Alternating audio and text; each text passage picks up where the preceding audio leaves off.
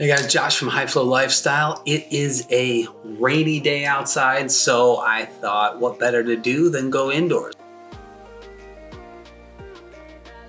I'm gonna take the kids for a little rock climbing. We're gonna go to an indoor rock climbing gym, and there's so many flow triggers involved with rock climbing that I don't even know where to begin. There's risk, complete concentration, deep embodiment. You get immediate feedback on whether you're doing it right or wrong because you fall. But it's still new for the kids. They're sort of taking lessons with an instructor and going through a class, so they're still in that initial learning phase. And when you're in that beginning learning phase, you're inside your head.